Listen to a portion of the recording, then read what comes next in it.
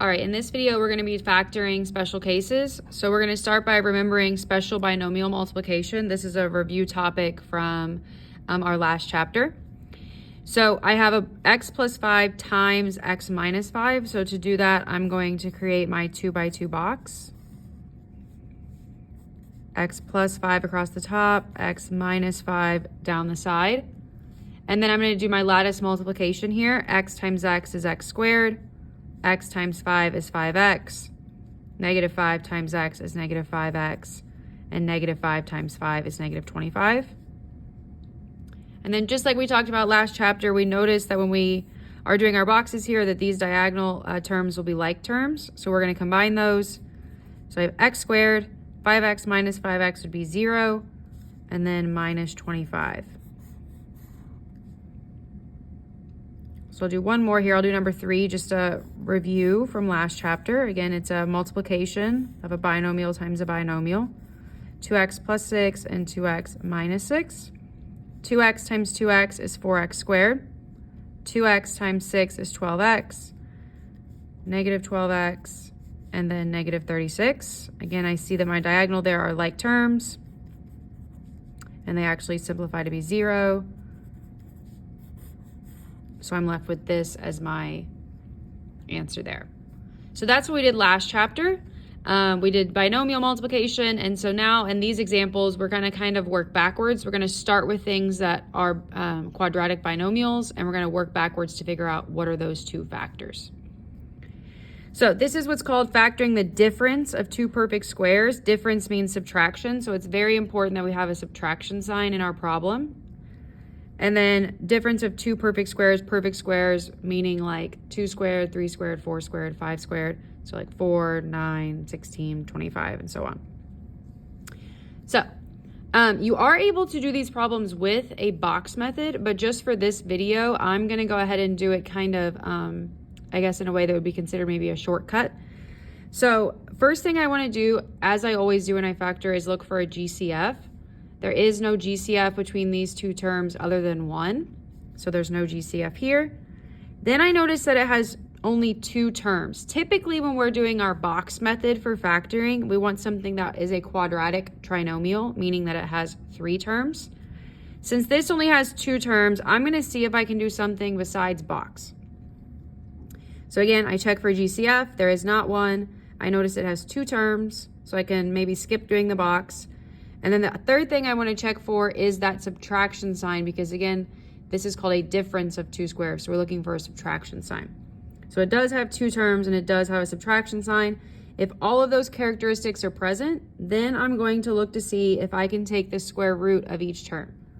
So the square root of x squared would be x. So x squared comes from x times x. Then I'm going to take the 25 and I'm going to take the square root of that.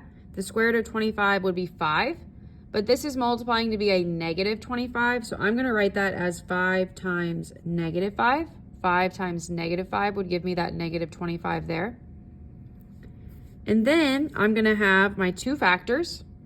Each factor will get an x, and then this one will have a positive 5, and this one will have that negative 5.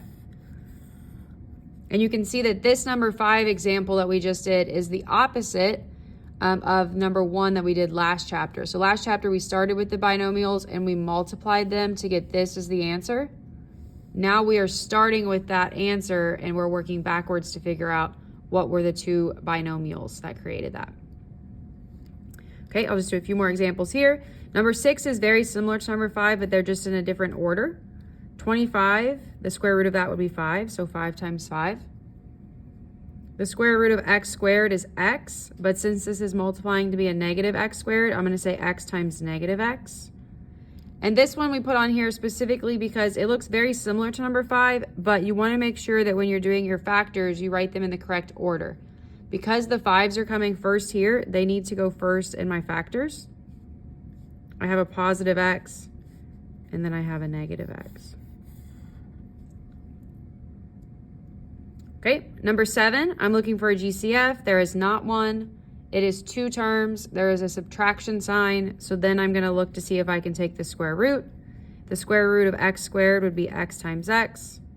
The square root of y squared would be y times y, but that's multiplying to be a negative, so one of them needs to be negative. So I'm going to have two factors. Each will get an x. One will have a positive y, one will have a negative y.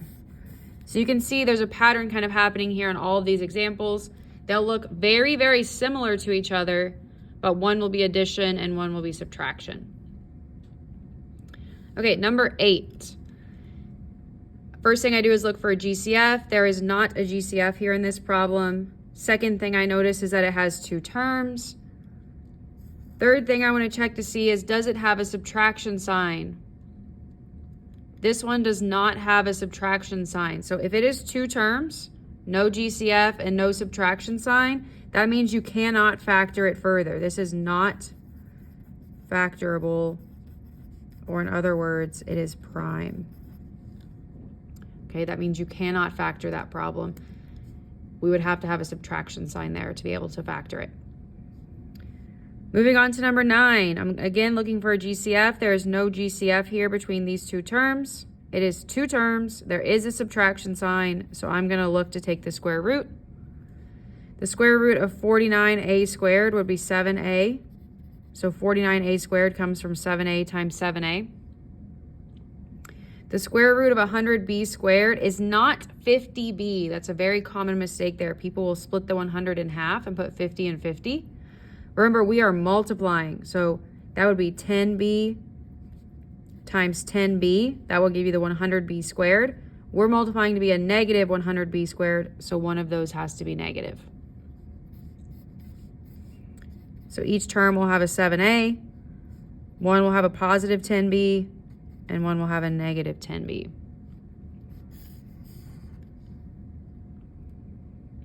Okay, last example here, we have a problem with a GCF. So the GCF of this example, they're both divisible by 5, and they both have at least 2 x's.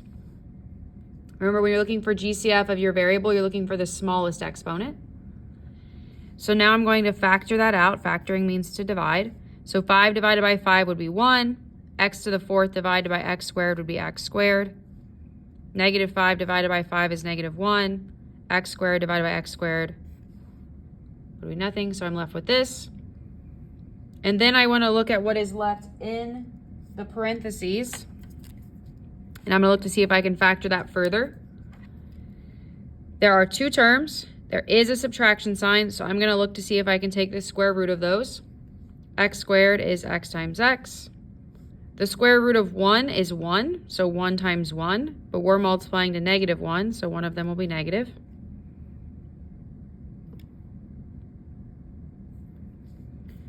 So I have two sets of my parentheses. Each will get an x.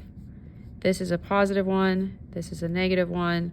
And then I just cannot forget to put my GCF back on the very front. And that is how you factor a difference of two squares. So again, look for a GCF first. If it has two terms and a subtraction sign, then you can just take the square root of each term, and then you'll have two factors that look identical, but one will be addition, one will be subtraction.